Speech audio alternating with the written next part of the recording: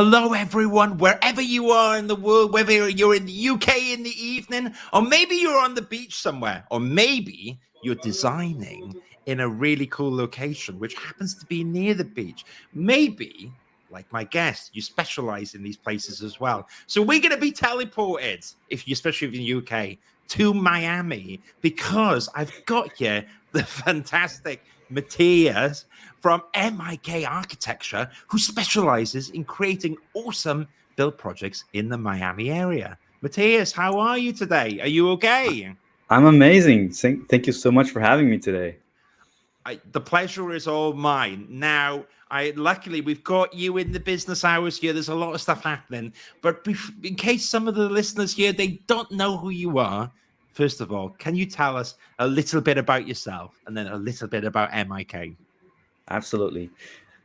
So yeah, I live in Miami, like you very well explained, but I am originally from Chile in Latin America, and I got my architecture degree in Chile, and I came to the U.S. into Miami back in 2016 with pretty interesting and very uh, ignorant plan, you could say, because you come here and not know anything, but to build and develop a real estate investment family office, you can call it. And with a we started with some single family homes here and there, and affordable homes, and it started to grow up and grow up, and I started to learn more and more and more until I said, you know what, architects here doesn't help me that much on the developer side. They're great for homeowners, Yep. sure, but on the developer side, I can't find that architect that's gonna help us with our single family stuff and it's gonna give us on time, the developer time, not the homeowner time. And so I decided, you know what, heck, I had my architecture degree in Chile, so let me go and grab the one in Florida. And it took me 2 years, but eventually, yeah, I got it in 2019, and in 2020, I founded MIK Architecture to help all the developers, all the investors, build and design these amazing single-family homes. Most of them are for sell, but you can also sell them or rent them. Keep them in rent. But that's what our niche is: residential, single-family, high-end homes to build. Nice. Good for you. Well, while we're talking, I'm going to bring up the link here. We can have a little look at this stuff. Now, it looks a little bit different than some of the projects we're used to in the UK. So I'm going to showcase some of the typologies here as well. But what would be really cool, and we've got some projects here. I know we can run through one in a bit, but tell me about Miami. What's it like building buildings or residential single dwellings in Miami? Is there a style? Is there some stuff you have to consider? The location, the weather, or all that stuff? What's it like in Miami?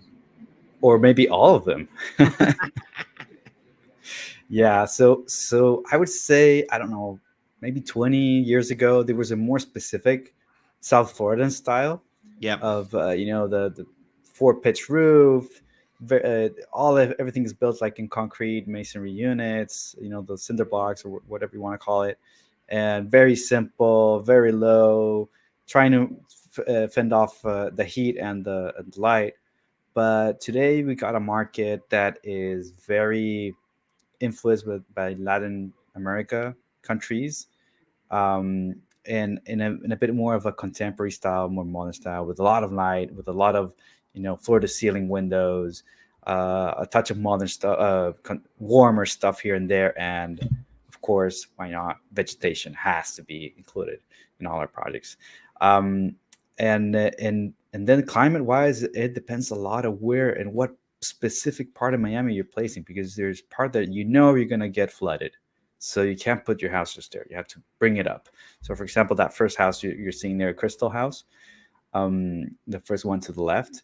Yeah, that one, we had to elevate the whole house up because it was in a flood zone. So we ended up putting the carport area there, and we got a pool area, and all the outdoor spaces are right under the house.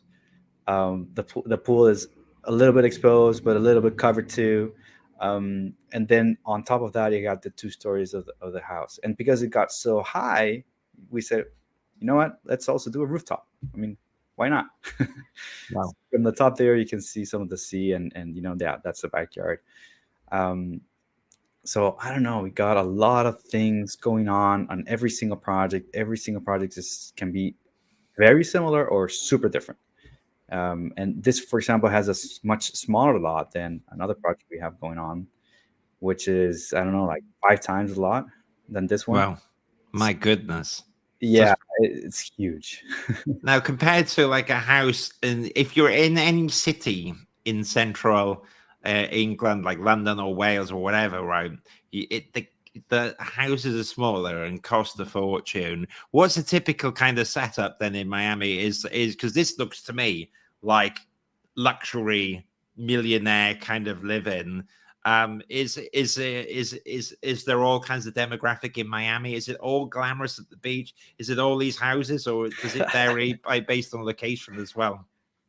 I mean, in the homes here, with the highest, I mean, the top of the line, the things that you can't even imagine. For some, it's imaginable, of course, Mm. are the waterfront properties where you can park your boat.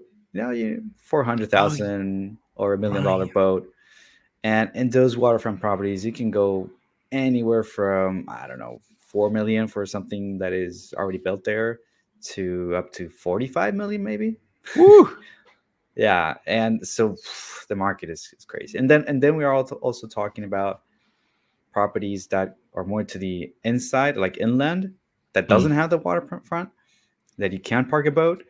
And our projects range between $5 and $12 million in the sell value afterwards. But you can also start working stuff that is crazy, like Well, like it's 20 it, also. it's a different world. Well, and what I quite like it as well. So you've come to Miami, you set all this stuff up as well. But tell me also the early days with MIK.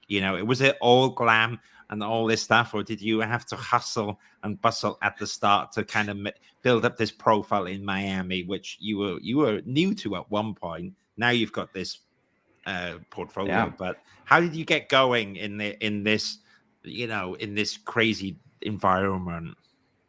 there's there's two things that went that had guided me to the path that I'm right now. And of course, when you start, it wasn't glamorous at all. I mean, it wasn't bad either, because I had projects, and I started the firm with already 5 projects and active. But we're talking, smaller residential, I mean, renovation projects or extensions, or my bread and butter project by then, the single family, a 1,500 square feet Yep. or 150 square meter affordable home, which we did. I think we ended up doing like 4 or 5 of those. And and well, the second part of that path is that we managed to start working with more developers and people more interested in jumping into the next part of the development phases. Because you always, the entry level is that, affordable housing, and then we go a bit higher to something that could be sold at, I don't know, $2 million, and then something a bit more higher than that. And I partnered up with an amazing team of builders and realtors, and we ended up creating this developer group together. And we're looking for that opportunity, looking for that investor, trying to match them, and I get to design it, and the builder gets to build it, and the realtor gets to sell it.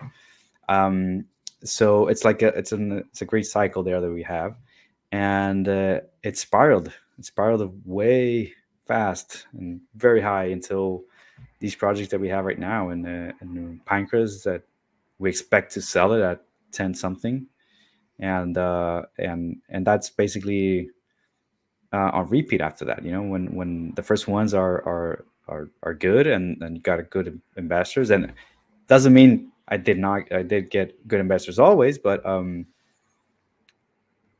that repeat investor is it's pushing you for more and more all the time, because Yeah. at the same time they're looking for money, and they earn also. So it's a win-win-win situation. No, fair enough. Well, you've done really well. So how many? So paint a picture now. You have a few members of staff, right? And we're gonna get onto the multidisciplinary aspect of Yeah. MIK. What was it like though, going from that jump from just being yourself to going like, right, I need to hire people? Was it at the time a bit of a leap of faith, or was it a bit scary? How did you go through that point? I'm gonna say I was both lucky and training myself. So Yeah. I did in the early stages got someone who could help me and mentor me on the architectural business side. So basically a business coach. And but at the same time, and they help us structure the firm, create the vision of it and all. But the hiring part, it was still not. I wasn't in that lesson yet, and but I happened to cross path with someone I knew at the first time. My first hire was someone I already knew from before, but he had to go, and then the second was someone who knew my wife. Oh, good. And we started working with one or two projects together, and now he's basically full time with me.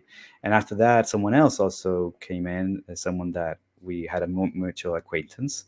So that's my lucky side, because almost everyone in the firm today is came to the office by a mutual acquaintance or someone we knew, and someone that we could trust a little bit more than just in the pool.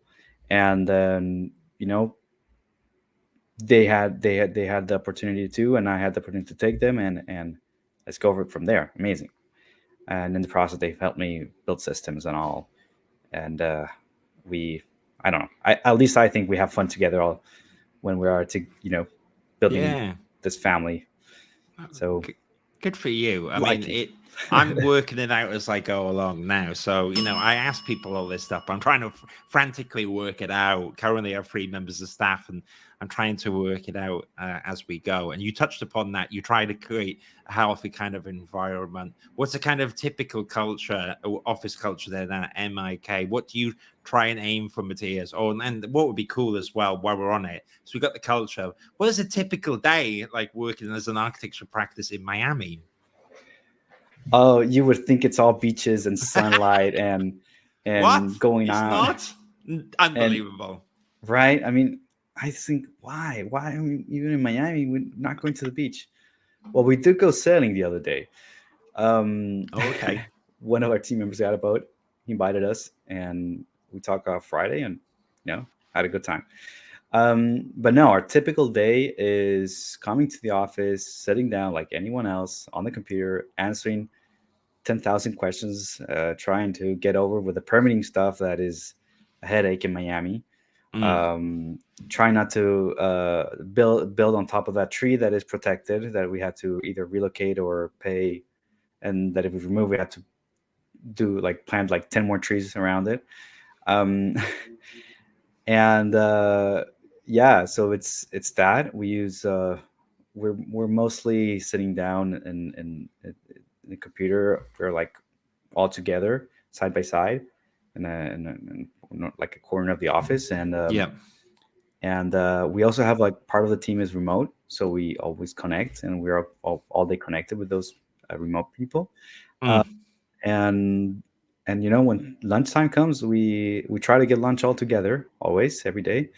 And there we talk live stuff and whatnot, sometimes work still. yeah. And yeah, and go back to either having phone conversations, calls, presentations, and typical. I think, at least I think, typical architectural stuff. So not Okay. too different in Miami. Okay, um, all right, but yeah, no, that's cool. That's cool, but it's nice to know that you can go to different parts of the world, and there's a lot of commonality with the role as well. A quick silly question, because in the UK around a few years ago, everyone was moving to BIM, Revit, or a little bit of ArchiCAD in the UK, and in the States, I'm not too sure how prevalent that is. There are still some companies here using CAD. There is some using Revit. It depends more on the typology of the projects. What do you use, Batia, in your day-to-day there as well? we are a full Revit firm, 100% BIM. Revit. You're Yes, in BIM. yes, Miami, we're not absolutely. messing around. It's all BIM. Um, at least we are. I wouldn't Yeah, say all Miami's BIM. I mean, really. We got I some wouldn't put my AutoCAD still going. No. no, yeah, yeah. So we got a lot of architects here in Miami. Like you can find one around every corner. It's like almost Starbucks. Um, but many of them are old school, you know, are very old school architects, Mm, and they have not moved from CAD, and they don't think of moving from CAD. And I have pretty good references and people that I actually refer to when I'm not doing that type of work, the biology work. yeah. And the other two R firms that I reference to are 100% CAD, you know, and it's like, sorry, but yeah, us, BIM, and a few handful more that I know of, but I wouldn't say most of them. Well, all right, fair enough. Now, one of the quirky things with MIK that you told me before when we were talking about a few things we could discuss today is actually that you're under the same roof as a builder, which is not conventional at all in the UK. And that has its own probably a lot of positives and a lot of quirks, I want to say. It's a bit different, right? So can you tell us, first of all, how did that came about that you were like sharing like roomies with a builder? And then how can that be a cool, special relationship that works at the moment? Well, the reason I came to Miami is because of that builder, and Right. who's also an architect. So we got the goods Mm, there in the between. He's a you know, architect mentality and all, but his license is general contractor, so builder. And after we basically got our license together, like around the same time, my architecture license and his builder's license. So the only natural thing to follow, and we were developing together, was to partner up, you know, and keep up pushing us forward. And today they are as big. They're a very big building firm, um, and they build mostly my projects that I do because of this, you know, cool. developer and cycle thing. And in the pros part, it's great to have that feedback when you're designing, as you know, your project has a budget, you know, and Mm, when you're designing, you're not sure, shoot, is this going to blow up the project? It's not going to blow up the project. yeah. So it's a great coordination. It's almost like we are in the in-house, you know, and Mm, it's just, you know, screaming to the side, hey, how was the last the I don't know, sliding windows costing, you know, is it, do we have to reduce them, do we have to make it slightly smaller, or can we go a bit larger, you know, and then you start designing, because we're designing for developers and investors. You want to make it efficient, so that connection is key to make that efficiency work.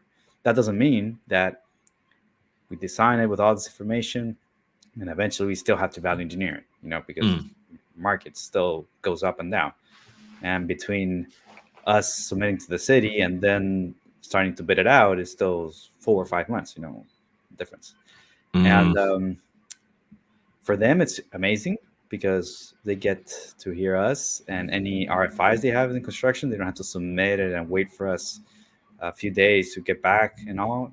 It's just shouting back to us, hey, what happened here? Yeah. Yeah. Well, So that, that's not the.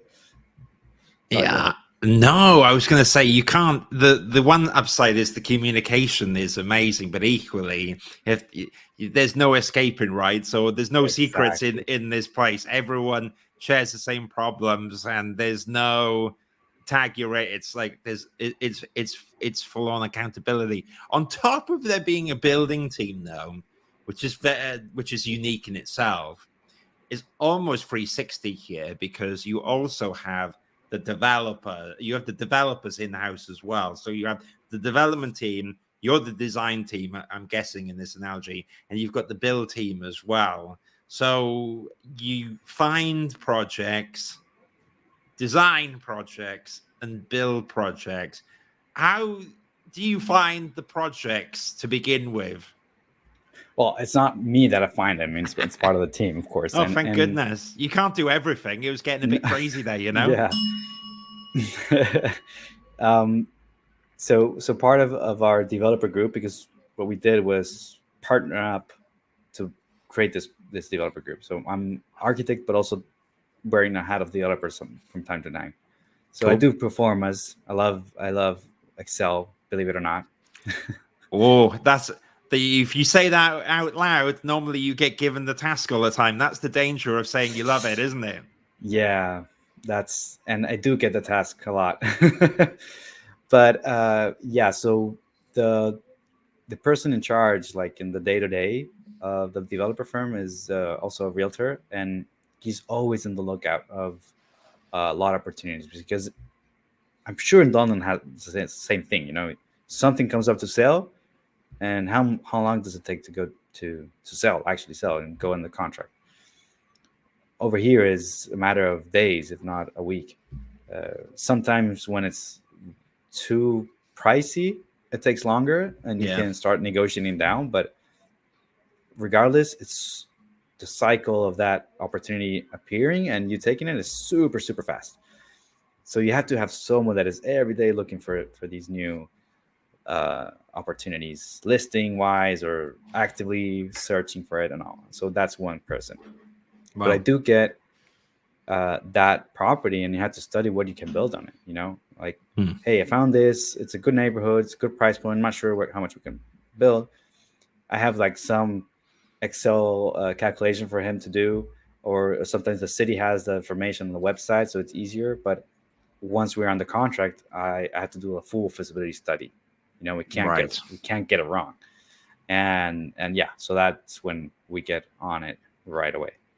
It's interesting because here in the UK, there's a few different ways that architects win work. Either they go in for they bid they go into bids with it can be competitions, or with the public sector. Basically, they've got to get write this whole bid and stuff. But then if there's those relationships with a developer here in the UK, some architects will do feasibility studies quick for free in kind of hopes that they do that and then they win the project. Is that quite common in Miami, or is it more that you do that after? You just mentioned you might do Excel and work with a developer a bit, or is there still a bit of doing that feasibility with other developers as well to try and get the work in?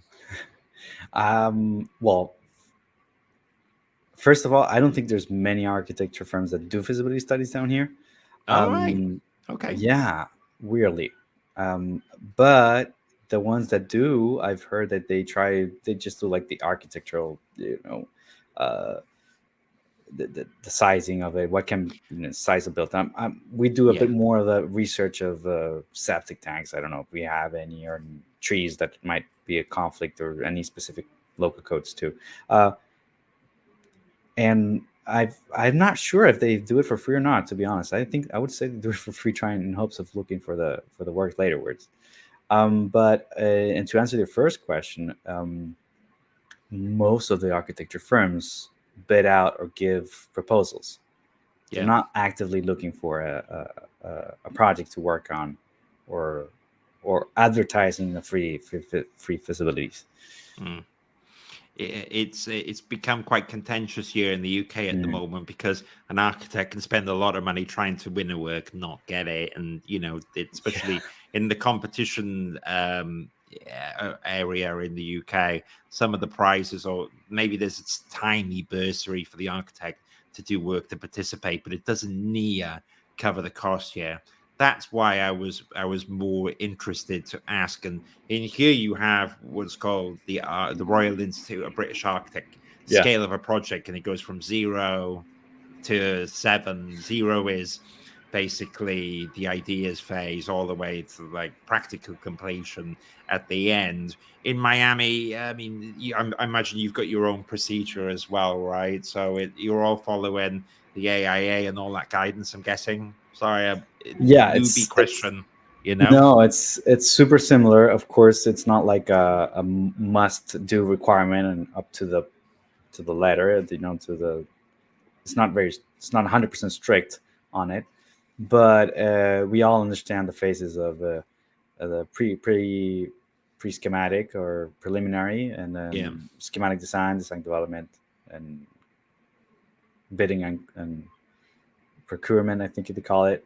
We yeah. call it just construction, and then This is construction. that's a This is getting it built. We're not doing 7 stages here. It's build and yeah. design.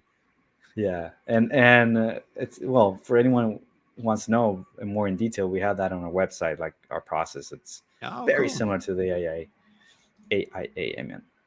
Fair enough. I'll bring it up actually, and we can Okay, sure. quickly walk through it. There we go. So Yeah. feasibility Oh, study. I actually missed one. You've missed one. Don't worry. You Construction should documents. Oh God, I forgot. you shouldn't have said anything. No one in the UK would have known a difference. There you go. You're Well, too honest. now they know that I'm not perfect. Yeah, don't worry. You're on the right show for that. You've got me driving it. It's like having a student or the newbie on the team driving the presentation. You'd be like, "Oh, he's clicking here, there. What is he doing?" But it's actually really good to see. I'm going to bring the link up while you're here, and just so people can check it out. mikarchitecture.com. There you go.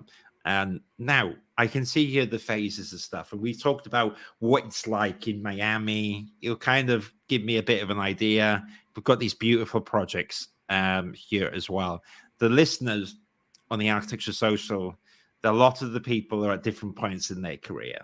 And so what I would love to know, because I often ask people in the UK what they look for in the CV and portfolio, that kind of stuff.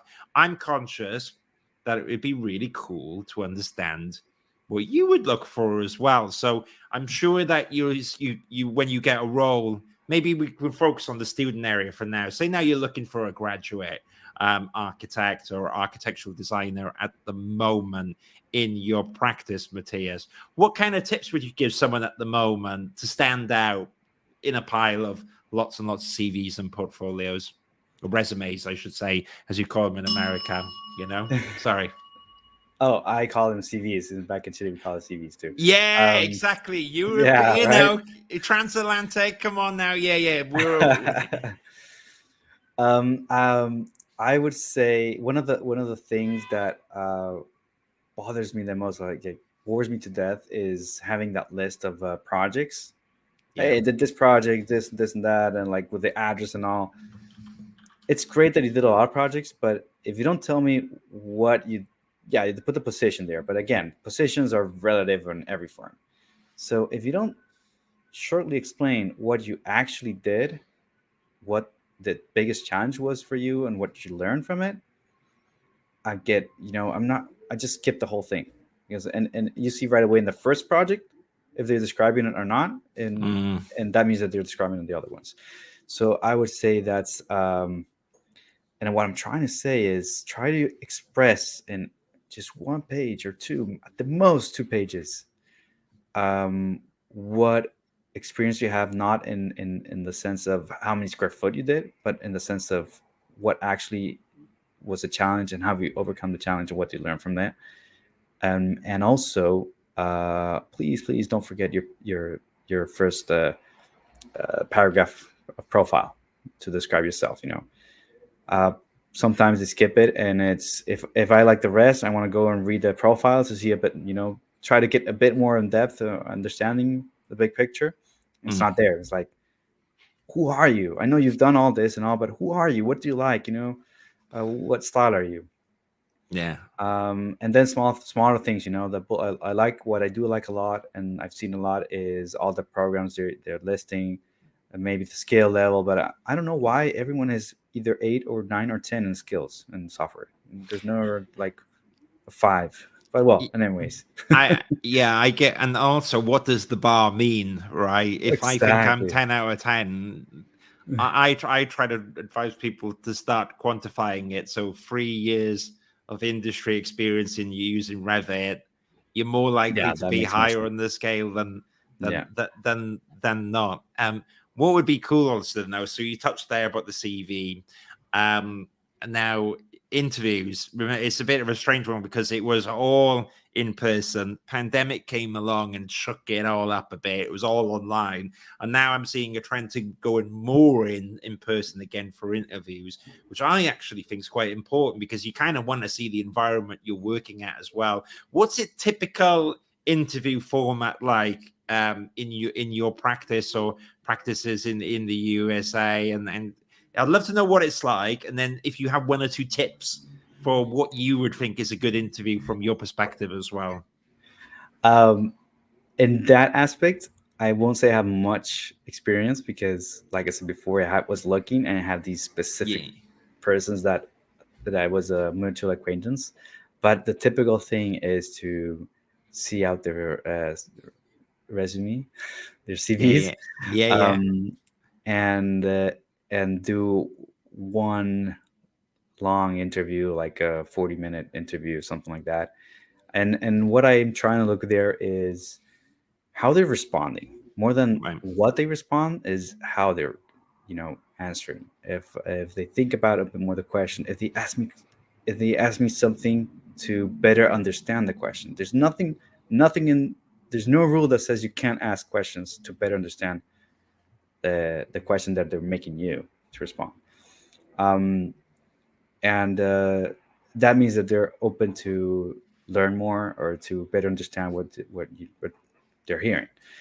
That I would think is like the biggest tip I can give. Other than that, I am completely ignorant, and if I have to do a summary and an interview to for a job, I would be at the same stages as you. Yeah. No, it's one of these things. Sometimes people ask me you never really know how an interview will be, and it's so personal. I think based on Yeah. different companies, different style, and different levels. So it's it is one of those things that you can never predict. I tell you what's interesting and timely. So right, so pre-pandemic, everyone was in the office then, and I speak to my old directors, and I'm like, rephrase. I would speak to my directors many years ago, which could be phrased as the old times. Not that they were old. See, this is what happens when you do a podcast at 7 p.m. I'm going to get in trouble with all the people I know. They're going to be like, how dare you? No, but what I mean is back then I would speak to directors and they would say, you can't run an architectural practice remote. You've got to be in, Matias, now. And I think things have changed, but we kind of gone one way to fully remote during the pandemic in the UK. And now we're seeing people come back in. And I've done a poll, and I think basically everyone would like the idea of hybrid work. No one wants to kind of go in full time per se, but what we're seeing is there's a trend of going more back to in the office. So I'd say in London right now, the norm is between either full time, it's coming back, or working 4 days and 1 day remote, and kind of mixing it up. And I think the idea is if you're a graduate, you probably need to be in the office way more because you're learning. There's mixed views on that. We're kind of working it out at the moment. Is that a similar thing in Miami? Did you go from all in pandemic and now we're kind of working it out then as you go? Well, Miami was very particular in that because we weren't restricted to be at the office. That being said, I mean, like in the whole Miami area, many offices stayed open and still went. That office Wow. I referred to, CAD, 100% office, 0% remote, and they still are. In our case, we did fully remote for a while. I would say most part of the year. I did full remote for like a year and a half because I was just having a baby. But today we have it flexible, like Yeah. for the people that are in the office, because we still have two like fully remote because they're elsewhere. They're not even they're like back in Chile. um for the people in the office, we do it flexible. Hey, if you want to go have a trip someday and want to go 1 day sooner and get remote that week, full week, Yeah, one fine. day, whatever, it's fine. But I would say most of us prefer to be at the office. It's just Yeah. one thing is to share the screen to try to explain what you're doing and what your question is, and with Revit or with whatever redlining or whatnot. Yeah. And a completely different thing is actually sitting both heads looking at the same screen where we can point the fingers at. It's a completely different aspect, and of course, face to face is great. I agree. And what's interesting, the poll I did a year ago, most people said they wanted to work 3 days. Oh, the door's gone. Let's see who's that. Is it Amazon? Was it? Maybe. We'll have to see when it comes down. But yeah, so the popular vote a year ago was 3 days a week, but actually in the poll, now people want to go in 4 days a week. So it's interesting how I Mhm. think, given I think the choice of flexibility is important. And I think flexibility is nice, but it's interesting that when there is that flexibility, actually people do enjoy coming to the office. But even we're learning here now. I have one other question that I wanted to talk about, because in the UK we're kind of working that out. However, a lot of technology is changing from, the people, maybe not quite in Miami, but Silicon Valley's up to a lot with AI. We're seeing all these Yeah. tools come, prop tech, all this stuff as well, especially Chat GPT. I know there was AI before, but that came on the scene, and it really has changed things quite a bit. Some people in the UK have said nothing's really changed. Oh, someone's very annoyed that you're not letting them in. You're like, go away, I'm on the live stream. But where I'm going is that some people think a lot's changed. Some people think nothing's changed at all. I mean, what's your views? Do you use AI in your company? Do you think it's going to be used a bit more, or how do you feel about it all? I mean, on the marketing side, we completely use AI. It's a game changer. Just to brainstorm ideas, even like talking to someone for some stuff. Hey, amazing. It's weird, talking to a machine, but yeah, that's what AI is. On the production of the architecture side, we've been exploring. I don't think it's there yet to implement like fully on the architecture side, at least for the single family stages. For multifamily or multi-unit projects, multi-use projects. There's amazing stuff out there. Amazing. You can see it. We tried it out, and it gives you layouts and efficiencies, and you can even change it, make your own layout, and make it reproduce it 10,000 times. But for single family, it's not like quite there yet. And also render style. I mean, it helps you give you changes of style and idea, but we don't actually change that much style either. So we are exploring, and I think it is a game changer. I strongly believe that those firms that don't start exploring and don't start using AI are going to be in trouble in a few years to come. I'm not saying next year or the year after, but 5 years down the road, they might be in trouble. I strongly believe that. Yeah, Because carry on. Yeah, Please. it's not something that's replacing. It's just that you're getting much more efficient in the production side. So at the end, I can sell efficiency, and while the other firm can't, and I can accept more projects while the other firms can't, and the end is just and better quality maybe, but yeah, if you don't start looking for that efficiency, then labor in Miami is not cheap. So not gonna get it from. I don't know how you're gonna get the efficiency.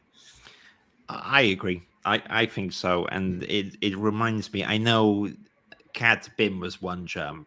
I see that AI is another tool, and it would be interesting, the echoes of conversations I have where people would not really embrace BIM. And then when it finally came around to the point where you had to do it, people would reluctantly do it, but they were 2-3 years behind. And so my view is, if you can bring AI in now to remove certain things, actually it's a good thing. I mean, I use it in the business all the time for anything written. I think it's a great prompt to get going. Do you see it bleeding into that stuff? You mentioned the marketing stuff, Matias. Where else is it is he potentially useful? Do you have any predictions for more how it will work? And I don't mean so much the drawings per se, but is there any, do you think maybe it will optimize your Excel list that you passionately hold on to? Eventually, I hope so. Yeah. Like, fix this error that I have, please. Yeah, well, Microsoft have released Copilot, and I'm testing that out at the moment. I still think it needs a lot of driving. However, the concept of Outlook, Excel, Word, don't really use Word so much anymore. That's pretty powerful, right? Maybe at one point we'll get to where someone is co-piloting an email to someone else who's also putting in another email, and then it'll just be two people in Miami Beach. And they go, I thought you just emailed me just now. And someone's across from them. But anyways, I'm curious to see that where that will go. And the last question I was going to throw is, we talked about the future of technology. However, that in the UK, it's been a bit difficult, right, at the moment in the economy. We've been waiting for the interest rate Oh, basically it went really sky high year, Matias, and it kind of stopped a lot of projects. And now it looks like the market confidence is coming back. What's it like for you? Are you feeling confident for the outlook in Miami at the moment? Is the economy pulling in the right direction for you currently in the States? currently, in Miami, not the States, in Miami, Okay, I would say we're pulling in the right direction. We're moving forward. And now we can talk about the in depth of it, but mostly it's because there's many people migrating to Miami. Not right. many people, businesses like headquarters.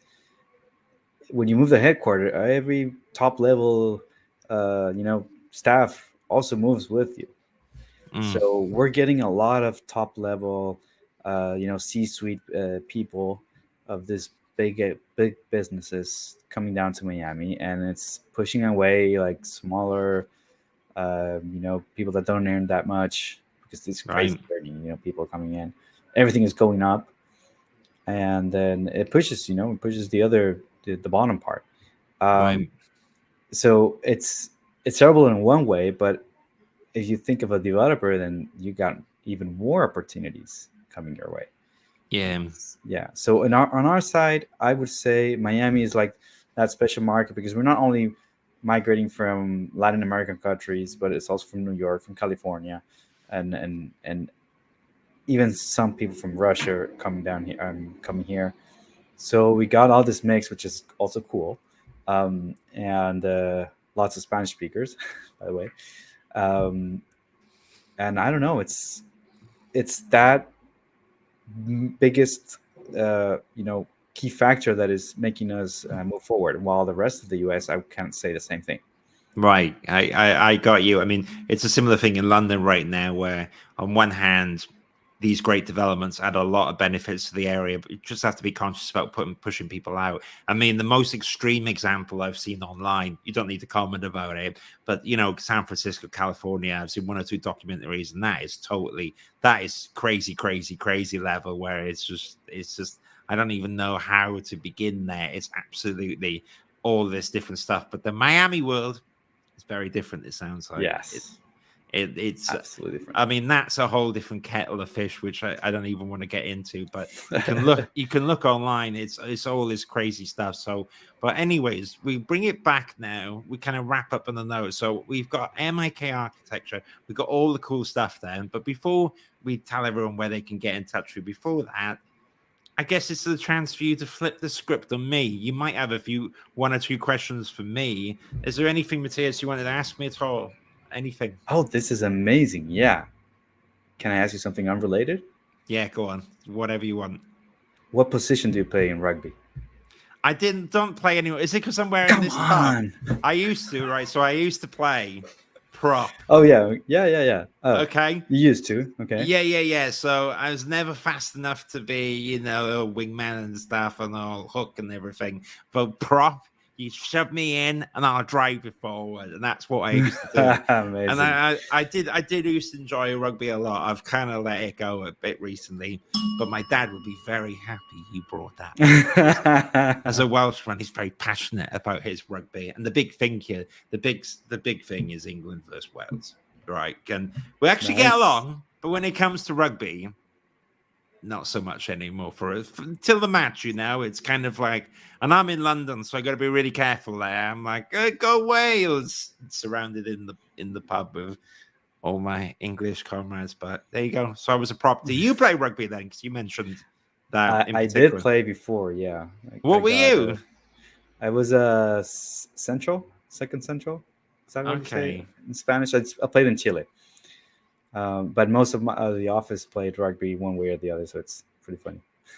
There you go. There you go. But I'd be in the prop just getting smashed. I'm lucky I haven't got cauliflower years because it gets pretty rough, doesn't it? It gets pretty Yeah. mental. And, I mean, there is a skill to soccer, but when you've been thrashed around in rugby, it's like that episode of Friends where Ross plays rugby and just gets absolutely demolished. And I know American football is taxing in They another got way. helmets and stuff. It's not the same thing. Yeah. Yeah, rugby, you just get proper smashed in the ground. First time you properly winded, I mean, yeah, you think you're gonna die, but no. So I play rugby. Is there anything other than that? Anything architecture related? Anything you want to ask about London or anything before we go? Oh no, I'm good. You're good. Nah, we don't care about that. You care about Miami. I tell you, last thing while you're here, which I absolutely love. Little mini confession online. I am addicted. Of course, I love MK architecture, but there is this chap that I follow on a YouTube called Ben Mala, who's a property developer down in Florida, and like absolutely wild on YouTube, and I absolutely love it. And so it's like my mini is he's not quite in Miami, but you know, like that whole area and all that cool stuff is really interesting. So I absolutely love the environment you're in. So now I have 2 reasons to come down here. Yeah. And yeah, he's a developer, so he's a potential client. But let me tell you, he is absolutely wild in the best way. I don't know how Grand Theft Auto have not made him into a character, right? Because he like an absolute gangster in the coolest possible way. But he's really, really cool. Now, before we go, everyone can find MK Architecture online, which is www.mkarchitecture.com. But Matias, if someone wants to reach out and they want to learn more about you, talk about Miami, talk about the projects, talk about all the cool stuff, your in-house builders development, where do they find you for all that cool stuff? Well, I always redirect them to my website, and there's a contact tab there. And if you go there, you got all the information. You got a phone number, you got an email, you even got a form down below if you want to write down directly there. Anyways, we're happy to respond. So go for it, and thank you so much for having me. It was very fun. Not a problem. You've had to persevere with me for 45 minutes, but you're lucky because now it's over and you can find out who was at the door. I just hope I haven't got you in trouble. It's like that package that you wanted, and the one time they come is when you're live and you're there for the window like, get out of here, I need to go. So I'm sure someone in the office that was looking at this podcast, this live, went to the door. And thank you for that. Anyone in the office? They crawled underneath and, you know, just like, hello. And someone's like, why are you on the floor? But I joke. Thank you so much for being here. You're an absolute gentleman. I really appreciate it. And thanks for humoring me while I learn about It's because it's kind of a different world. It's the same, but it's different. So I really, really appreciate you showing all that stuff. Stay on the stage for 1 second, Matias, because I'm going to close down the podcast. But just before we do, I'm going to tell everyone for 1 minute, I have more content coming tomorrow and the day after. But I've been running around like a crazy person and I haven't scheduled it yet. So it will be a surprise. And I can't even remember what it is. But I've got 2 things planned for the next 2 days. So it's a surprise for me and for you. But let me know what you thought about this. And if you're in the Miami area, you need to check out MIK Architecture. So on that note, thank you so much, everyone. Have a lovely evening. Or if you're watching the replay, have a good day where you are. And I'll see you all soon. Take care.